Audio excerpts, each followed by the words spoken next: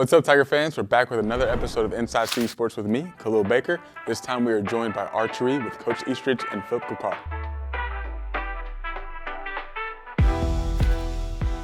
My name is Philippe Cocar. I am a Salvadoran archer.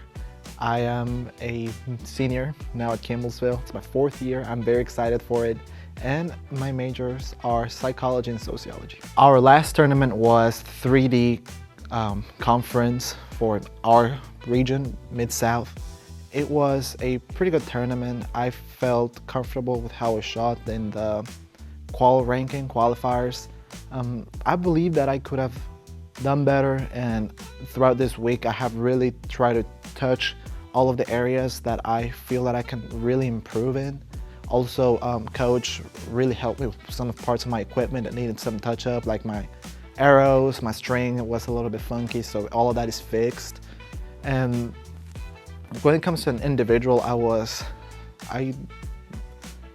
11th, 12th in my division, which I'm okay with. But then in team rounds, that's where we excelled. I felt really confident during team rounds. I have not felt that happy after I shot in quite a little bit. And I was very proud of how we did as men's barebow, which is my division. We brought a silver medal back, and that's pretty awesome. Before 3D, last year we shot indoor. And in indoor, we shoot 12 rounds of 6 arrows each, and pulling a bow, a 36-pound bow, 6 times, 12 times, by round 8, I was a little bit exhausted. And then that's when my release was not looking good. I was no longer releasing with my back. So to improve, me and my friend, one of my best friend in the archery team, we decided to lock in and go to the gym and start lifting weights. So that has really improved both of our performance. I feel like I can hold for longer, and from indoor to outdoor, where I also shoot a similar amount of arrows, I felt a lot more confident because I was no longer just pulling with my wrist and not with my back as much. So that's pretty much what we've been doing to improve. Weight training and just practicing more often. This weekend we have USA Archery 3D National. Archery is different from the other sports conferences because since it's a smaller sport, we do compete with D1 schools and with D2. Every single school that has an archery program is going to be there. So for instance, Texas A&M, Columbia University, MIT, Pikeville, Cumberlands, all of us are going to be at this tournament. It's a very interesting tournament for that reason because you do get to see students from top schools as well. And I'm really looking forward to doing better than last year. Like, I know my score from last year in the same tournament. I'm looking into improving that. I'm genuinely looking to compete in team rounds because my sophomore year we did really, really good in team rounds, and I do want to repeat that. It's also in Foley, Alabama, 30 minutes away from Gulf Shores. I'm really looking forward to the ocean. I'm gonna be real. I'm really looking forward to be able to swim some during the tournament as well. I do want to shout out the people from the El Salvador Archery Committee, if they ever get to see this. They were extremely helpful to me during the summer, and I genuinely appreciate how much they helped me prepare for this season. I was in their practice facility the entire summer, and I even met the Olympian archer that went representing El Salvador to the Olympics, the Summer Olympics that just happened. And he's great, so I would really want to give a shout out to them. In preparation for a season, we have to sit back and look at particularly which season we're in. Archery on the collegiate level is different than a lot of other sports. We technically have 3 seasons. We start in the fall here with the 3D season. It's all outside, kind of in a hunting situation, kind of laid out in the woods. You know, there is measured stakes and all that, but still it's in an environment as one would be hunting. And to prepare for that, we don't really get in depth like we do in indoor and outdoor target, because we have such a short time span when everyone comes back on campus to our first tournament. Then we only have 2 weeks between that tournament and nationals. So we're just mainly making sure of, their equipment's in good order. They know how to use their equipment. Then to put in a little archery terminology, and I think when Philippe was speaking earlier, he mentioned back tension and using his back.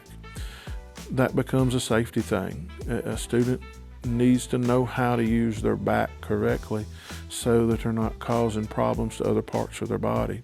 An injured archer is, they can't get out and compete, so we have to keep everybody healthy. So we're looking at a few distinct functions and wanting to make sure those are very correct of how they use their body. We don't get really heavily detailed in our practices in 3D as we will for indoor. That is our next upcoming season. And we just, again, want to keep our athletes healthy and kind of a relaxed format, not very strict and regimented. We do have set practice times like anybody else would, but we kind of just roll with the flow of class schedules. Homework or whatever, we can move things around. In other words, we're very flexible during 3D and a little more rigid when we get to the indoor. Our last tournament was very excited. Everybody was asking me, what are you worried about? What are you worried about? What are you worried about? I'm not worried about nothing, and I really wasn't. I'm still not worried. We have a very talented group, of young folks, and kind of put them on autopilot. They put their own selves sort of on autopilot. We did tweak a few little things, very microscopically, and just let them work at their own pace. The thing that I really enjoyed about this last tournament, it was easy to see that all of our student athletes was hungry for competition. They didn't have to be asked to do anything. They was right there. They was ready. When one wasn't shooting, they was cheering another on, or another team, or whatever. And they really put their heart and soul into it. They was truly, an old saying, eat, sleep, drink. They was taking it all in, and they was really feeding themselves with the proverbial fire hose. And they really performed well. And we've kind of kept that attitude this last week and a half preparing for Foley, and we want to just kind of let that continue to roll right on. A few has worked on very small details that we needed to work on. We did have a few very minor equipment changes, and I think we have all that in place now, and looking to a wonderful, wonderful national tournament there at Foley. The type of person I'm looking for is kind of odd for most archery coaches. I look for a wonderful person first. You can take and help develop the archery part. There's plenty of techniques, training modalities that we can develop the archer, but it's pretty tough to make good people. So I really like to recruit wonderful young men and women. I do go out, looking for good archers. I'm not saying that we don't do that. We have our share of very talented archers, but they also go back and fit the first prerequisite. They're wonderful people, and they're easy to deal with. They're very coachable, and that is probably my number one priority, is that phrase there, they are coachable. We're a very fast-growing program. There were only 5 students left after the COVID thing. Now we are around 32, 33 students, and it has grown almost doubled each year. And we're trying to get up right around 40 to 46. That way we have all of our teams filled out on male and female side of all the different disciplines and divisions. I think people are taking notice of Campbellsville. We are relaxed.